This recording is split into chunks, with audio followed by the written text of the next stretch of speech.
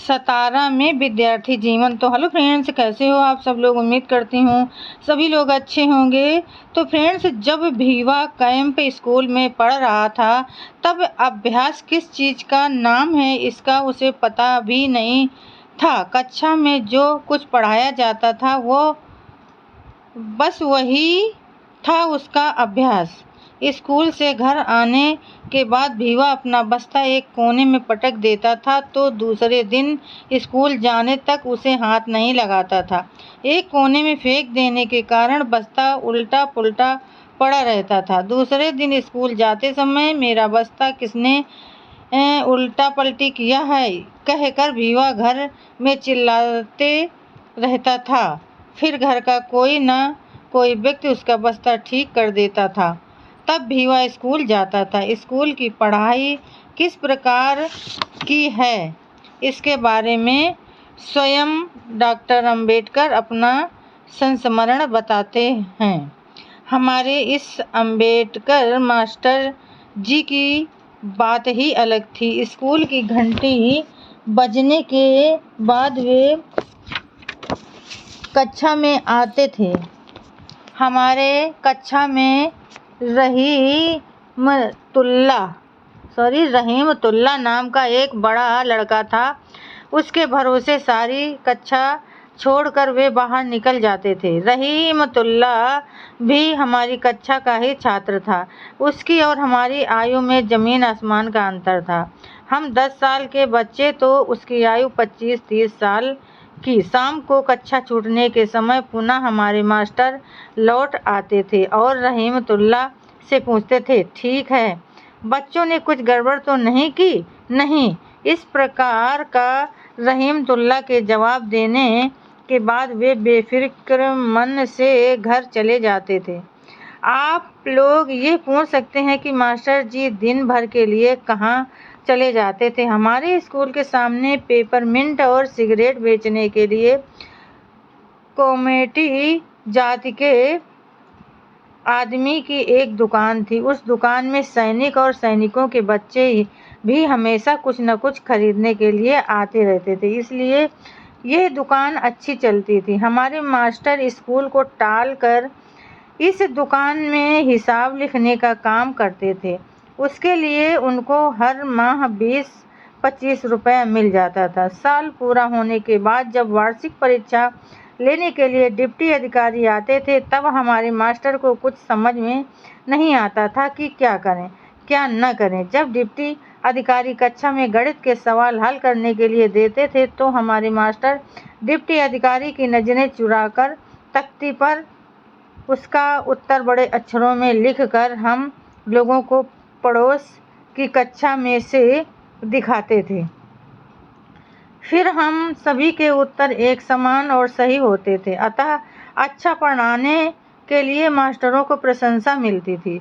परीक्षाओं के बाद संपूर्ण रिमार्क बुक में हमारे मास्टर जी को उत्तम रिमार्क मिले।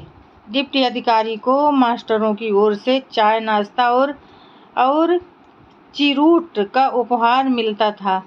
इस प्रकार एक बार अच्छे रिमार्क मिलने के बाद वे साल भर एकदम बेफिक्र रहते थे और हमारे मास्टर साहब मेहताजी का काम बगैर किसी डर के साल भर कर सकते थे।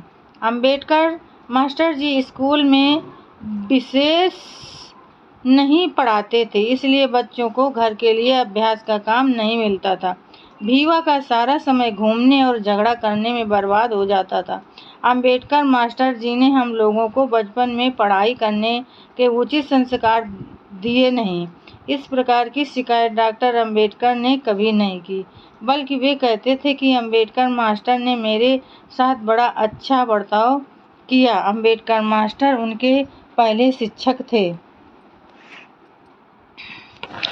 उनके बारे में डॉक्टर अंबेडकर बड़े सम्मान के साथ कहते हैं कि जब मैं राउंड टेबल कॉन्फ्रेंस के लिए लंदन जाने के लिए निकला था तब उन्होंने मुझे बहुत ही प्यार भरा पत्र लिखा था। उस पत्र को मैंने संभाल करके रखा है। आगे जब कभी मुझे मेरी आत्मकथा लिखने की प्रेरणा हुई तो मैं उस पत्र को उसमें छापने वाला हूँ। अम्बेडकर मास्टर डॉक्टर अम्बेडकर से मिलने के लिए सन 1927 में आए थे। उस समय उनका कार्यालय दामोदर हॉल में के पीछे वाले स्कूल के भवन में नीचे की मंजिल पर था। मास्टर जी के कार्यालय में प्रवेश करते ही उनको देखकर डॉक्टर अम्बेडकर तुरंत खड़े हो गए और गदगद स्वर में मास्टर जी कहकर उन्होंने मास्टर जी को नीचे झुककर नमस्कार किया। मास्टर जी ने भी अपनी आंखें पोंछते हुए अपने बहादुर छात्र को आयुष्मान हो कहकर आशीर्वाद दिया। यह मैंने अपनी आंखों से देखा। अम्बेडकर मास्टर डॉक्टर अम्बेडकर की भव्य लाइब्रेरी देखकर गर्दन हिला रहे थे। डॉक्टर अम्बेडकर ने अम्बेडकर मास्टर जी के लिए नए कपड़े सिलवाए और उनका उचित सम्मान भी किया। अम्बेडकर मास्टर जी के पास मराठी की शिक्षा पूरी कर लेने के बाद भीवा को 7 नवंबर 1900 के दिन सतारा हाई स्कूल में अंग्रेजी की पहली कक्षा में दाखिला किया गया। उसके पहले आनंद राव सन 1898 में उसी हाई स्कूल में दाखिल करवाए गए थे। इन दोनों भाइयों को महार जाति के होने के कारण कैंप स्कूल और सतारा हाई स्कूल में कक्षा में सबसे अलग बिठाया जाता था। हाई स्कूल में जाने के बाद भीवा को घर में जमकर पढ़ाई करने की ज़रूरत महसूस होने लगी, इसलिए वो घर में पढ़ाई करने लगा। हालांकि अभी उसमें पढ़ाई के प्रति पूरी रुचि पैदा नहीं हुई थी।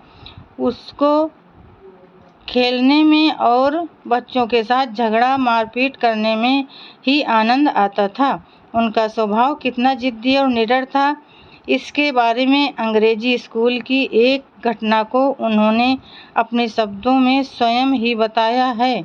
प्रसंग इस प्रकार है। तो फ्रेंड, आज के लिए बस इतना ही। कल फिर मिलेंगे अगले नए वीडियो के साथ। तब तक के लिए फ्रेंड, जय भीम, नमो बुद्धाय।